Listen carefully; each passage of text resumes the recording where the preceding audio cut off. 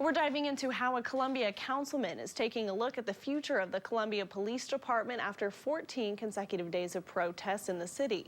ABC 17's Connor Hirsch joins us live in Columbia after listening in on a community meeting Fourth Ward Councilman Ian Thomas held this afternoon.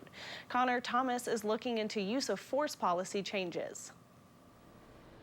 Sydney, and this comes after protests continued here in Columbia today, as well as across the country, as people are speaking out against police brutality and social injustice. Now, Councilman Thomas held the meeting after he said he received about 1,000 emails asking for policy changes of use of force for the Columbia Police Department, as well as defunding that police department.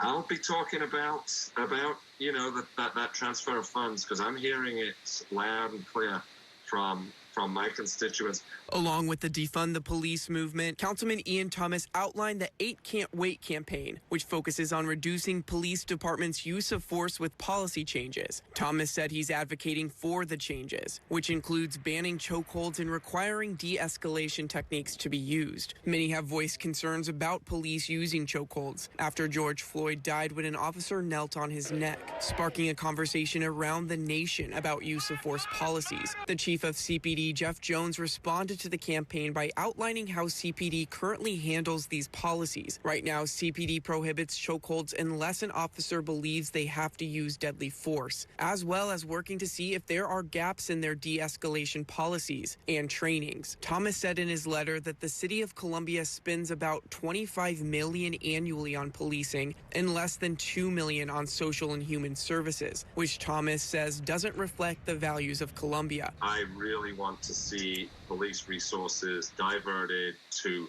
the kind of professionals that can deal with a significant percentage of the calls for police. Chief Jones did not address the issue of defunding police departments in his letter to the city manager, John Glasscock. And community policing was also brought up during the community meeting held by Ian Thomas this afternoon. And Thomas said that he believes those officers could help connect people to those social services, as well as reduce crime here in Columbia. Reporting live in Columbia, Connor Hirsch, ABC 17 News. Thank you, Connor. And you can find both letters from Councilman Thomas and Chief Jones on our website, abc17news.com.